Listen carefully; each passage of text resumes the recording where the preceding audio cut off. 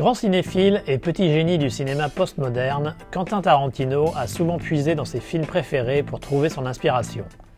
Ce fut le cas dès son premier long métrage, Reservoir Dogs, qui reprend une séquence emblématique du City on Fire de Ringo Lam, ou de Jackie Brown, qui puise dans tout un pan de la blaxploitation. Pour Kill Bill, qu'il réalisa en 2003, Tarantino s'inspira largement de l'exploitation japonaise et hongkongaise des années 1970. Le film suit la vengeance de la mariée, une ancienne membre d'une équipe d'assassins professionnels trahie par les siens après qu'elle ait souhaité se retirer de ce secteur d'activité.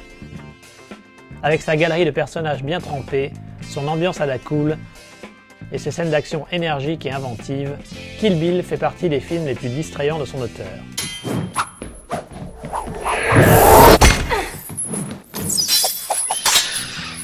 Pour encore mieux l'apprécier, une connaissance plus approfondie du cinéma asiatique dont il s'inspire est recommandée. Voici donc 5 films qui ont servi de référence aux cinéastes et méritent qu'on s'y intéresse par eux-mêmes. Si vous avez été impressionné par le personnage d'Oren Ishii et son duel final contre la mariée, Lady Snowblood est pour vous. Adaptation d'un manga, on y suit Yuki, une tueuse professionnelle à la recherche des responsables de la mort de sa famille.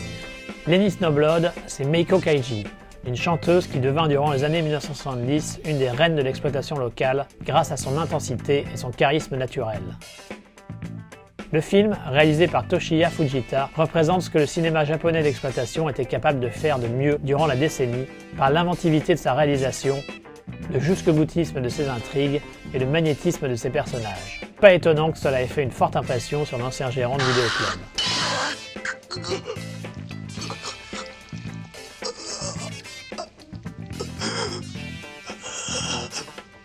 S'il y a bien un cinéaste japonais qui a marqué Tarantino, c'est Kinji Fukasaku. Un réalisateur prolifique, il s'est particulièrement fait remarquer pour ses films de yakuza cyniques et furieux, comme la série des combats sans code d'honneur. Parmi ses films les plus marquants, on trouve son tout dernier, Battle Royale, qu'il mit en scène en 1999. Cette adaptation d'un livre controversé voit une classe de lycéens obligés de s'entretuer pour satisfaire aux lois d'un Japon dystopique. À la fois naïf et cruel, toujours empreint de l'énergie qui a caractérisé son œuvre durant les années 1970, Battle Royale est l'ultime apothéose de son auteur. Chiaki Kuriyama, l'actrice qui interprète la redoutable Gogo Yubari, fut d'ailleurs révélée par le film de Fukasaku.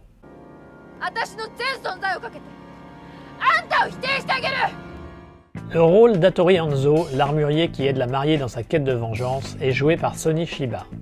Considéré comme le Bruce Lee japonais, Chiba a eu une carrière bien remplie. S'il n'a pas interprété le rôle du célèbre Hattori Hanzo au cinéma mais à la télévision, il a plusieurs fois endossé la tunique d'un autre maître ninja célèbre, Jubei Yagyu. Pour le voir à son meilleur, rien de tel que de regarder le samouraï et le shogun. Ou pour assurer que le pouvoir aille dans les mains de son maître, le rusé Jubei est prêt à toutes les manipulations possibles. Derrière la caméra, on trouve à nouveau Kinji Fukasaku, dont c'était là un des premiers films en costume et un des tout meilleurs qu'il mit en scène durant sa longue carrière.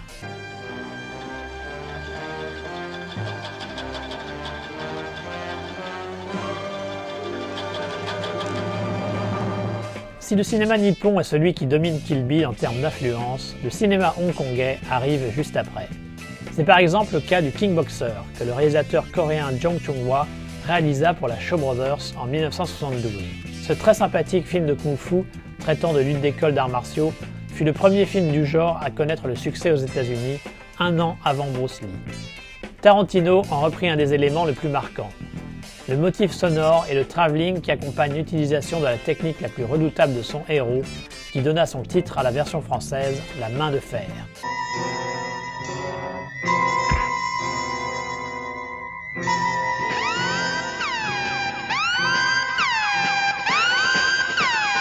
Le maître de kung-fu de la mariée et le leader des Crazy 88, les hommes de main de Oren Ishii, est joué par l'acteur Gordon Liu. Acteur phare des films de kung-fu produits par la Shaw Brothers à la fin des années 1970, il se retrouva à affronter le personnage qu'il interprète dans le film de Tarantino pour les besoins de Clan of the White Lotus, réalisé par Lolier, l'acteur de La main de fer. Typique de ce que le studio produisait durant cette période, Clan of the White Lotus est une accumulation de combats chorégraphiés au millimètre par la crème des artistes martiaux qui y travaillaient alors.